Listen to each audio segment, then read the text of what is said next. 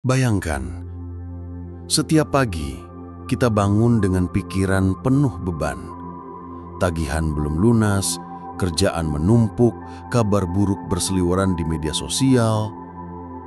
Kita hidup di zaman serba cepat, serba pamer, serba cemas. Tapi tahukah kamu, ribuan tahun lalu, para filsuf Stoik sudah punya cara sederhana agar manusia tetap waras meski hidup di tengah dunia yang kacau? Hari ini, mari kita belajar 5 kebiasaan Stoik yang bisa bikin mental kita lebih kuat. Sederhana, tapi efeknya luar biasa. Siap? Mari kita mulai. Kebiasaan 1. Fokus pada hal yang bisa kamu kendalikan. Prinsip paling terkenal dari Stoik adalah kendalikan yang bisa kamu kendalikan. Kita sering buang-buang tenaga untuk hal di luar kendali. Cuaca, opini orang, gosip tetangga, komentar netizen. Epictetus bilang, ada hal yang berada di bawah kendalimu, ada hal yang tidak. Kalau hujan turun di hari kamu mau liburan, apakah kamu bisa hentikan hujan? Tidak.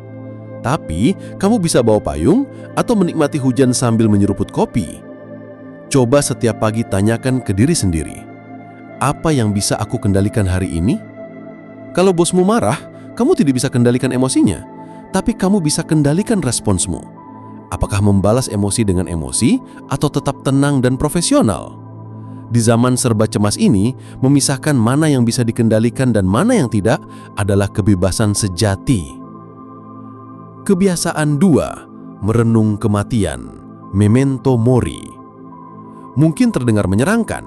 Kenapa harus mikir mati? Tapi bagi Stoik, memento mori bukan soal menakut-nakuti diri, tapi justru untuk mensyukuri hidup. Seneca pernah berkata, belajarlah untuk hidup seolah besok kamu akan mati. Coba pikir, berapa banyak waktu kita buang untuk drama yang tak penting?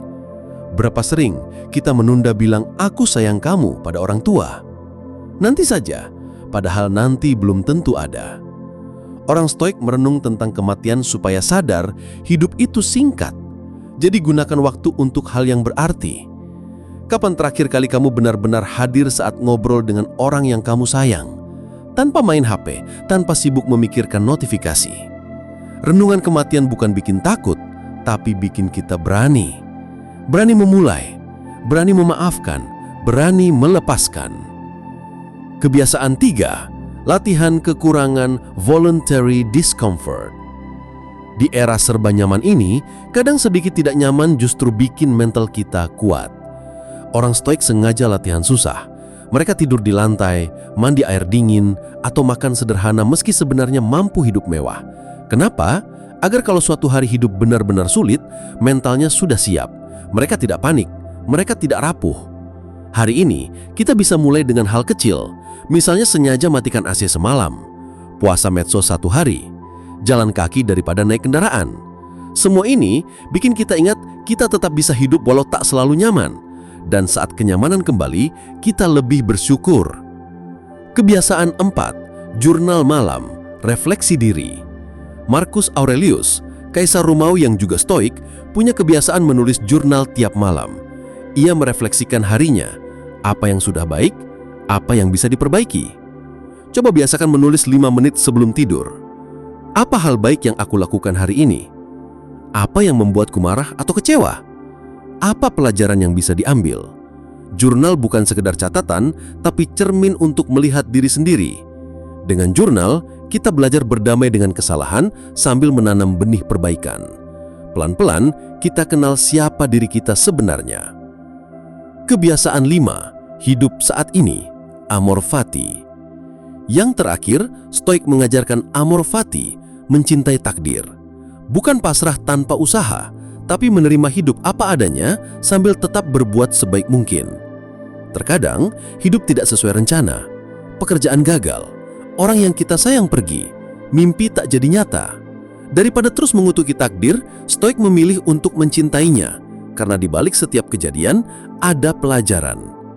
Ketika kita benar-benar hadir di momen sekarang, kita berhenti menyesali masa lalu dan takut pada masa depan. Kita hidup di sini, saat ini, dan itu adalah kekuatan terbesar manusia. Penutup, 5 kebiasaan stoik ini sederhana. Kendalikan yang bisa kamu kendalikan. Ingat kematian untuk mensyukuri hidup. Latihan kekurangan agar mental tetap tangguh. Tulis jurnal untuk berdamai dengan diri. Cintai takdir dan jalani hidup sepenuh hati. Di dunia yang serba cemas, stoicisme bukan hanya teori kuno. Ia adalah cara bertahan, cara menjadi manusia yang lebih kuat, lebih bijak, dan lebih tenang. Terima kasih sudah mendengarkan. Semoga kamu menemukan ketenangan di tengah riuhnya dunia. Tetap waras, tetap tangguh. Sampai jumpa di narasi selanjutnya.